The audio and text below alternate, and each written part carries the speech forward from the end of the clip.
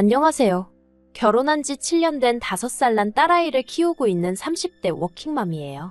직장 생활하면서 애 키우라 힘들 때는 모른 채 하시더니 이제 와서 합가 타령하시는 시어머니 때문에 아주 환장하겠어요. 그나마 중간에서 남편이 자기 역할이라도 똑바로 해주면 좋을 텐데 남편은 남편대로 자기 어머니 마음 상할까봐 걱정이라며 할 말도 제대로 못하고 그러니 저만 나쁜 사람이 되더라고요. 그래서 남편한테 저 아니면 어머님 둘 중 한 사람을 택하라니까 그래도 끝까지 곧 죽어도 그게 저라는 소리는 안 하대요. 유치하다면서 그러지 말라는 핀잔만 하고요. 솔직히 저도 그런 유치한 질문은 하고 싶지 않았어요. 하지만 오죽하면 그랬을까요? 아무튼 그런 질문조차 대답하지 못하는 남편을 보고 있으니 저런 사람하고 남은 인생을 어떻게 같이 보내나 싶어서 이혼하기로 마음먹었습니다. 제가 20대 후반이었을 당시 명품에 관심을 보이던 주변 또래들과 달리 저는 부동산이나 주식처럼 훗날 재산이 될 만한 것들에 관심이 많았어요. 그리고 그건 아무래도 친정 부모님의 영향을 받아서였을 거예요. 어머니는 부동산 중개인으로 일을 하고 계셨고 아버지는 증권회사에 다니고 계셨으니까요. 그렇다 보니 직간접적으로 보고 듣는 게 많았고 직장 생활을 시작한 이후로는 자연스레 그런 쪽에 투자를 하고 싶단 생각을 갖게 되었지요. 그렇게 꾸준히 관심을 갖고 공부를 하다가 미분양 아파트 하나를 알게 되었습니다. 그리고 어째서인지 몇 날 며칠 눈앞에 아른아른한 것이 아무리 생각해봐도 투자해 볼 만하다 싶대요. 그래서 친정 부모님과 상의 끝에 분양을 받기로 했어요. 당시 제가 모아둔 돈이 1억 정도 있었는데 그 돈을 전부 다 탈탈 털어서 넣었습니다. 다행히 중도금은 무이자 대출이었기 때문에 입주하게 될 때까지 다시 지독하게 모으고 그리고 친정 부모님이 원래 저 시집 갈 때 1억 정도 해주려고 하셨다는데 그 돈은 제가 원할 때 아무 때나 주시겠다 하셨거든요. 그래서 계산해보니까 입주할 때쯤이면 그럭저럭 돈은 마련할 수 있겠더라고요. 그리고 그런 와중에 남편을 소개받았고 연애를 시작했어요. 직장을 다니던 평범한 회사원인 남편은 저와는 달리 물질적인 부분에 크게 욕심이 없는 사람이었습니다. 성격도 자기 주장을 크게 내세우는 편이 아니어서 사귀는 동안 서로 부딪힐 일이 별로 없었지요. 그렇게 1년을 조금 넘게 사귀었을 무렵 남편이 결혼하자고 하더라고요. 하지만 당시에 제 돈이 전부 다 아파트에 묶여 있었잖아요. 그래서 남편에게 상황을 설명했는데 괜찮다고 하더라고요. 그래서 바로는 결혼하지 못하고 프로포즈를 받고 1년이 더 지나서야 결혼하게 되었습니다. 참고로 왜 1년이냐 하면 그 1년 동안 결혼 자금을 모았거든요.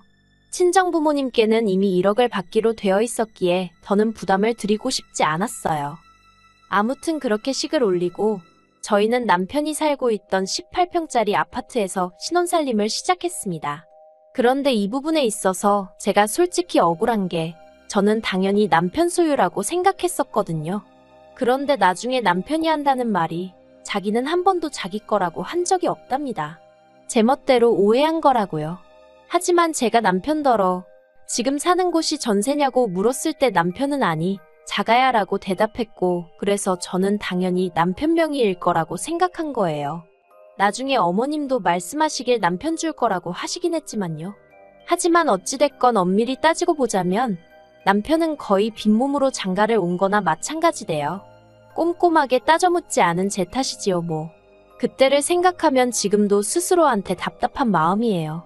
아무튼 리모델링을 하기에는 집 상태가 나쁘지 않았고 그리고 저 혼자 생각이긴 했지만 여기서 살다가 제 아파트에 입주하면 되겠다 싶더라고요. 그래서 도배만 새로 했어요. 그리고 냉장고부터 시작해서 큰 가전제품들과 가구들은 제가 혼수라고 생각하고 다 바꿨네요. 이건 어차피 이사 갈 때 들고 갔으니까 혼수로 해간 게 크게 억울하고 그러진 않았어요. 그런데 어머님은 이후로 걸핏하면 남편이 집을 해왔는데 제가 예단을 안 해왔다고 그걸 흠을 잡으시대요. 혼수 그건 어차피 제가 필요해서 산 거 아니냐며 마치 제가 빈몸으로 시집을 왔다는 식으로 말이에요. 그런데 저도 당하고만 있는 성격은 아니라서 그런 어머님께 그렇게 따지면 남편이야말로 빈몸으로 장가온 거 아니냐고 따졌어요. 저는 그래도 제 명의의 집이라도 있지. 남편은 자기 앞으로 가진 게 뭐가 있냐고요. 그래서 그때 남편하고 결혼한 지 한 달 조금 넘었을 때였는데 결국 어머님하고 대판 싸웠습니다. 보내 안 보내 소리가 나올 정도로 크게 다퉜네요. 그러다가 아버님이 교통사고로 크게 다치시면서 저와 어머님의 싸움도 유야무야 없던 일처럼 묻어두고 지내게 되었지요. 하지만 없던 일처럼 묻어두고 지냈다는 게 입 밖으로 말을 안 꺼냈다 뿐이지 솔직히 서로 감정이 풀린 건 아니었거든요. 그렇다 보니 어머님은 어머님대로 제가 하는 것마다 못마땅해 하시고 불만을 표현하셨어요. 그리고 저도 그런 어머님을 상대하다 보면 마음이 상했고 기분이 나빠지대요. 그래서 시댁에 일이 있거나 하면 남편만 보내기도 하고 이런저런 핑계를 대면서 저는 빠지고 그랬습니다. 제가 잘했다는 건 아니에요. 하지만 저도 제 나름대로 살 길을 강구했어야 했던 게 어머님하고 한번 감정 소모를 하고 나면 그 스트레스가 얼마나 컸던지 며칠을 끙끙 앓아야 할 지경이었거든요. 아무튼 그렇게 지내다가 저희 부부는 제 아파트로 이사를 하게 되었어요. 그리고 딱히 부족한 것도 없었지만 시댁에서도 금전이든 뭐든 어느 쪽으로든 도움을 주실 생각은 안 하시대요. 솔직히 말해서 기대가 없었기 때문에 서운하고 그런 것도 없었습니다. 어머님이 그 말씀을 하시기 전까지는 말이지요. 저희 이사하기 일주일 전쯤이었어요. 어머님 댁에 갖다 드릴 게 있어서 남편과 들렸는데 어머님이 대뜸 그동안 당신 집에서 월세도 안 내고 공짜로 먹고 자고 하지 않았냐면서 그것만 해도 따지면 한 달에 못해도 200만 원 가치는 될 거라는 거예요. 그러고는 그렇게 따지고 보면 당신이 그만큼 돈으로 지원해준 거나 다름이 없다면서 어디 가서 시댁에서는 뭘 해줬느니 안 해줬느니 그런 소리 하면 안 된다나요? 어디 가서 그런 소리 할 생각도 없었지만 어머님의 계산법은 도대체 어디서 나온 건지 100번 양보해서 어머님이 아무것도 못 해준 게 민망해서 그러셨는지도 모르겠지만 그런데 남편까지도 어머님 말씀이 일리가 있다고 동조를 하는 꼴을 보고 있자니 이해고 뭐고 하기도 싫고 그나마 남아있던 정도 뚝 떨어지대요. 그래서 그때부터는 정말 최소한의 도리만 하고 살았어요. 그리고 저는 얼마 후 아이를 가졌습니다. 입덧이 심하지 않아 임신해 있는 동안에도 8개월 내리 출퇴근을 할 수 있었어요. 입덧이 심해서 회사를 관두는 사람들도 심심치 않게 봤던지라 걱정이 많았는데 다행이다 싶었지요. 그런데 진짜 문제는 육아였어요. 사내 규정대로라면 육아휴직은 1년까지 쓸 수 있었지만 솔직히 저희 사무실 안에서 그걸 1년 다 쓰는 사람은 없었거든요. 그리고 제가 굳이 그 스타트를 끊고 싶지도 않았고요. 그래서 남편에게 육아휴직 신청을 하라니까 남편 회사는 남편 회사대로 구조조정 중이라서 눈치가 보인다고 하는 거예요. 막말로 육아휴직 냈다가 돌아왔는데 자기 자리가 없어지기라도 하면 어떡하냐고요.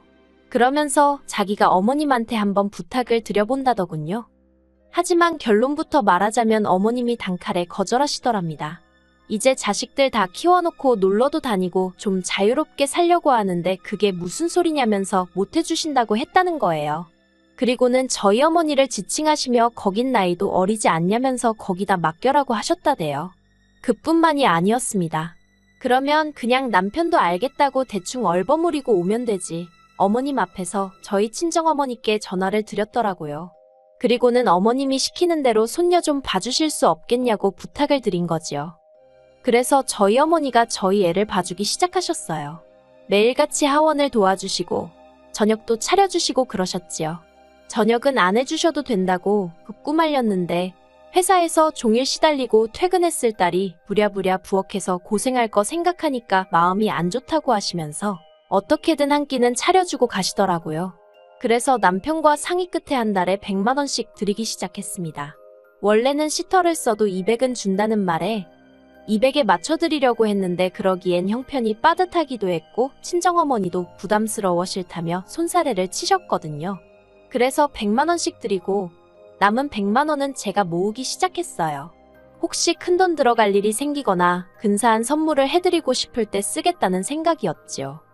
그리고 한편 친정어머니가 저희 애를 봐준다는 소식은 당연히 어머님 귀에도 들어간 모양이 돼요. 어머님이 웬일로 저한테 전화를 하셔가지고는 너네 엄마가 고생이 많네 어쩌네 하시더니 대뜸 그래서 애 봐주고 돈도 받아가냐 그러시는 겁니다. 생각지도 못한 질문이었지만 네 그렇다고 했어요.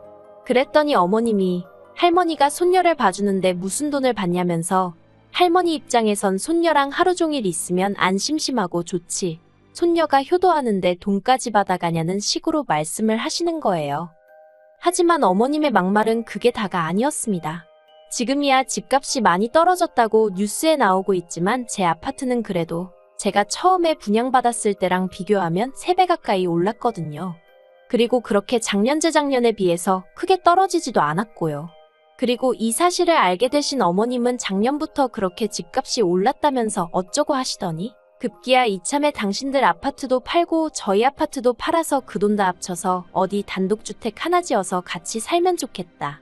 무슨 말도 안 되는 소리를 하시는 거예요. 사실 아버님 건강이 많이 안 좋아지시면서 어머님이 전보다 밖에 자주 못 나가시고 아버님 옆에 붙어 있어야 하는 상황이 잦아졌거든요.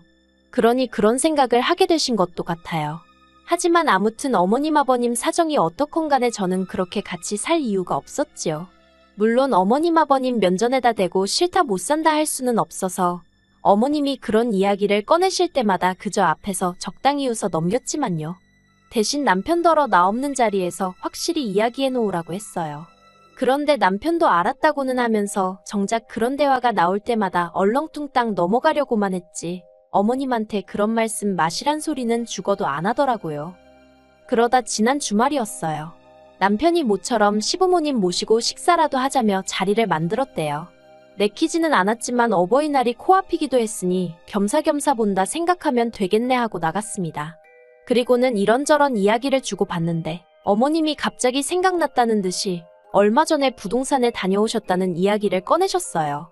친하게 지내는 부동산 여자가 있는데 그 여자가 집 짓고 살기 좋은 동네라며 땅을 몇 곳 소개해주더라는 겁니다. 그리고는 저더러 그나저나 너는 집을 언제 팔 거냐면서 하루라도 빨리 팔아야지 그러다 아파트 값이 떨어지기라도 하면 어떡하냐대요.